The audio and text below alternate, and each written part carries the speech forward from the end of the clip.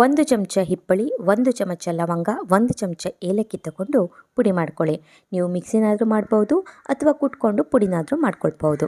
ತಯಾರಿಸಿದಂತಹ ಪುಡಿಗೆ 1 ಚಮಚದಷ್ಟು ಶುಂಠಿ ಪುಡಿಯನ್ನು ಹಾಕ್ಕೊಂಡು ಚೆನ್ನಾಗಿ ಮಿಕ್ಸ್ ಮಾಡ್ಕೊಳ್ಳಿ. 1 ಚಮಚ ಜೇನುತುಪ್ಪದ ಜೊತೆಗೆ 2 ಚಿಟಿಕೆ ಈ ಪುಡಿಯನ್ನು ಹಾಕ್ಕೊಂಡು ದಿನಕ್ಕೆ 2 ಬಾರಿ ತಿನ್ನೋದ್ರಿಂದ ಎಂಥದೇ ಬಗೆಯ ಕೆಮ್ಮು, ಕಫ, ಗಂಟ್ಲು ಕೆರೆತ, ಶೀತ, ತಲೆಭಾರ, ಎದೆಯಲ್ಲಿ ಗೊರಗೊರಾಗುವಂತಹ ಸೌಂಡು ಎಲ್ಲವೂ ಕೂಡ ಸಂಪೂರ್ಣವಾಗಿ ಗುಣ ಆಗುತ್ತೆ. 3 ದಿನ ಮಾಡಿ ಕಂಪ್ಲೀಟಾಗಿ ಗುಣ ಆಗುತ್ತೆ. ಮಕ್ಕಳಿಗೆ ಸಹ ನೀವು ಇದನ್ನು ಕೊಡಬಹುದು.